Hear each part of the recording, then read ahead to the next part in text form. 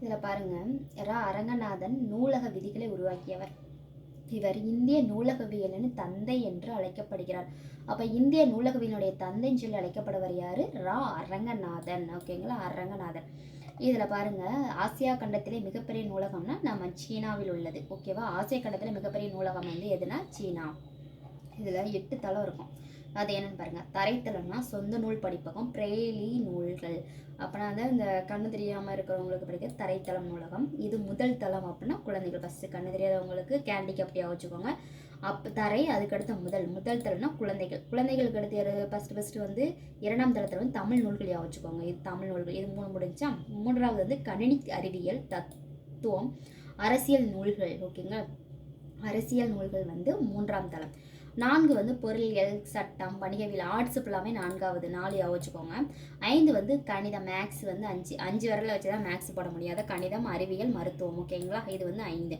6ஆம் தளத்தில் பொறியியல். இதுக்கு அடுத்து வந்து 6 வந்து பொருளியல், வேளாண்மை, திரைப்படை கலை. இதெல்லாம் 6ஆம் தளம்.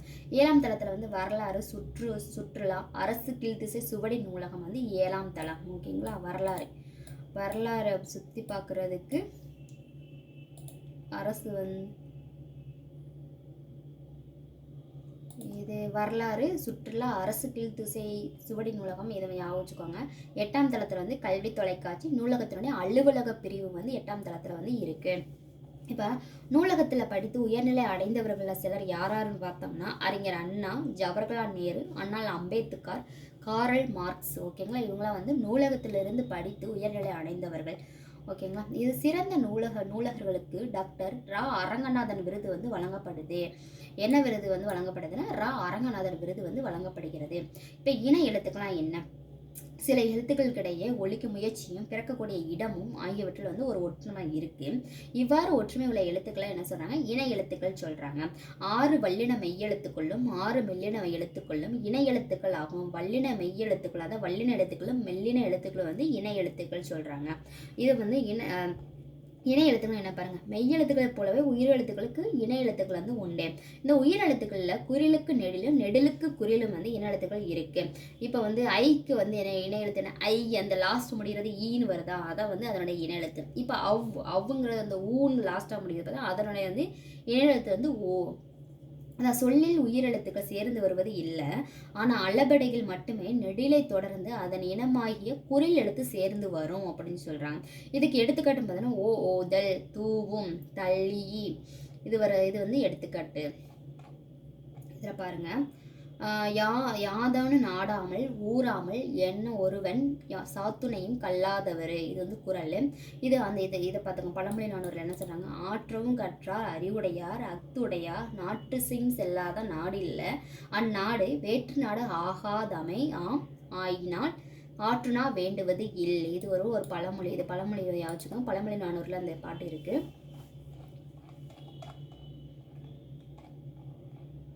எந்தது?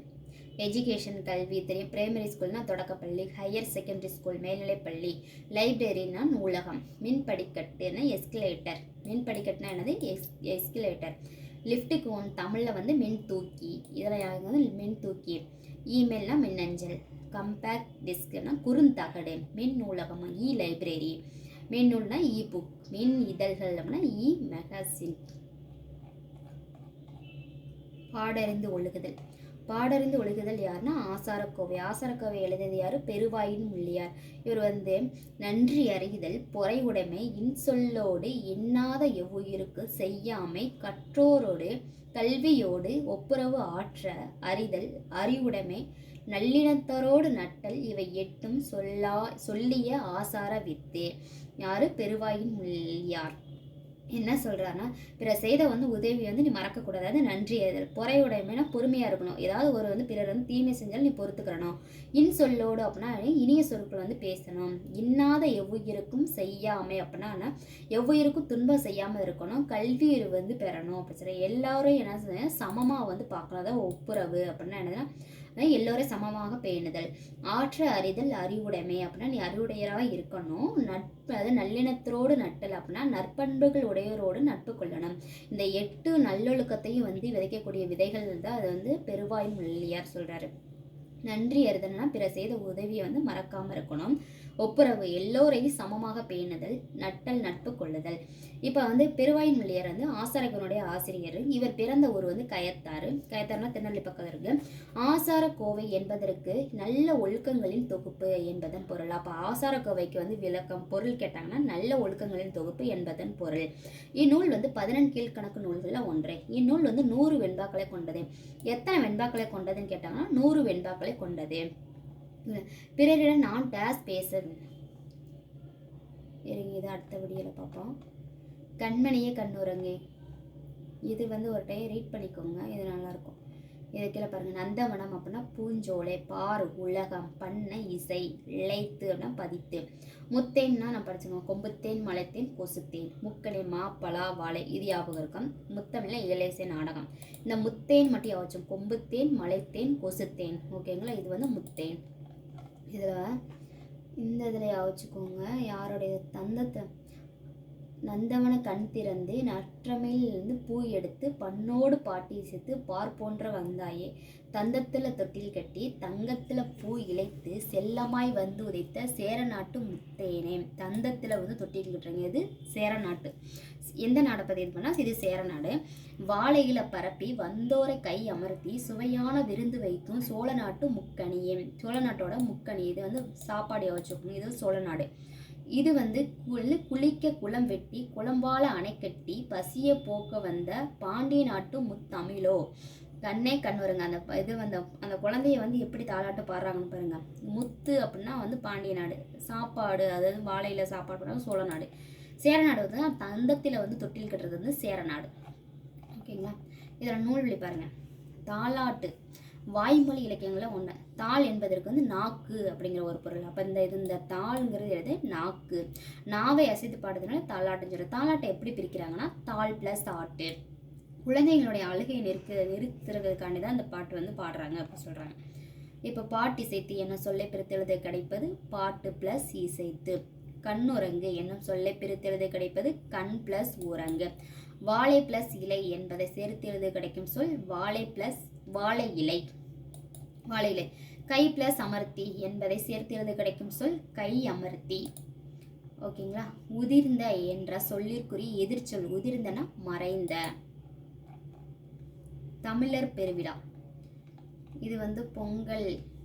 நம்ம வந்து எப்படி தமிழர் திருநாள் கொண்டாடுறோம் அந்த மாதிரி வரும். இதில் ஒரு டைம் பார்த்துக்கோங்க. இதில் பாருங்கள். இதில் பழையன கழித்தும் புதியன புகுதலும் அப்படிங்கிறத வந்து எந்த நூல்னா நன்னூல் வந்து சொல்லியிருப்பாங்க. வீட்டில் உள்ள பயனற்ற பொருட்களை நீக்கிவிட்டு தூய்மை செய்யும் நாளை தான் நம்ம போகி திருநாளாக நம்ம கொண்டாடுறோம். இது மார்கழி மாதத்தோட இறுதி நாளில் வந்து நம்ம போகி திருநாளாக நம்ம கொண்டாடுறோம், ஓகேங்களா. மார்கழி நாள் இறுதியில் பாருங்க. வாழ்க்கைக்கு வளம் தரும் மலைக்கடவுளை வழிபடும் நோக்கில் அக்காலத்தில் போகி பண்டிகை இந்திர விழாவாக கொண்டாடப்பட்டது. நம்ம அப்போ மலைக்கடலை அந்த வழிபடுற நோக்கில் தான் நம்ம என்ன செய்யறோம்னா போகி பண்டிகை வந்து கொண்டாடுறோம். போகி பண்டிகை வந்து என்னன்னா வீட்டை வந்து நல்லா வந்து சுத்தமாக்கிட்டு ஏதோ பழைய ட்ரெஸ் இதெல்லாம் இருந்தால் அந்த டயத்தில் வந்து நல்லா எரிச்சிட்டு வந்து அந்த மார்கழி லாஸ்ட்டில் வந்து கொண்டாடுறாங்க. அதான் போகி திருநாள். போகி திருநாள் கொண்டாடுறாங்க. இப்போ பொங்கல் திருநாள், இதை ஒரு டைம் வந்து ரீட் பண்ணிக்கோங்க. இப்போ தை முதல் நாளில் திருவள்ளுவருடைய ஆண்டு வந்து தொடங்குகிறது. தை 2ஆம் நாள் திருவள்ளுவருடைய நாள் ஃபர்ஸ்ட். அப்போ வந்து தை முதல் நாள் வந்து யாருடைய ஆண்டு தொடங்குகிறது? திருவள்ளுவருடைய ஆண்டு ஃபர்ஸ்ட் வந்து ஆண்டு. அதுக்கடுத்து வந்து அவருடைய நாள் வந்து தொடங்குகிறது. இப்போ மாடு என்ற சொல்லுக்கு என்ன பொருள்னா செல்வம் அப்படிங்கிற ஒரு பொருள், ஓகேங்களா. பாருங்க. திருவள்ளுவர் கிமு 31 பிறந்தவர். எனவே திருவள்ளுவர் ஆண்டை கணக்கிட நடைமுறை ஆண்டுடன் இப்போ நடந்துக்கு இருக்கிறது வந்து கூட்டினா அது வந்து வந்துடும். இப்போ 2018 இருந்து இப்போ வந்து எத்தனை 2026 2026 நடக்குதுன்னா 31 வந்து கூட்டினா திருவள்ளுவருடைய ஆண்டு வந்துடும் அப்படின்னு சொல்கிறாங்க. இப்போ இந்த இதுக்கு வந்து என்னென்ன வந்து இந்த மாட்டுப்பொங்கல் வந்து அதுக்கு என்னென்ன பேர் இருக்குது பாருங்கள். மாட்டுப்பொங்கல் நாளிலோ அந்த நாளில் அதற்கு அடுத்த நாளோ சில ஊர்களில் வந்து மஞ்சு விரட்டு நடைபெறும். அந்த மஞ்சு விரட்டுனா மாடுகளை அடக்கி தழுவும் வீர விளையாட்டு அது. இந்த விளையாட்டுக்கு வந்து என்னென்ன பேர் இருக்குது? மாடு பிடித்தல், ஜல்லிக்கட்டு, ஏறு தழுவுதல், இதெல்லாம் வந்து அதனுடைய பேர்கள். அப்புறம் தான் எனது காணும் பொங்கல். மாட்டுப்பொங்கலுக்கு அடுத்த நாள் தான் நம்ம காணும் பொங்கல் வந்து கொண்டாடுறோம். இப்போ வந்து நூல் பாருங்க. அறுவடை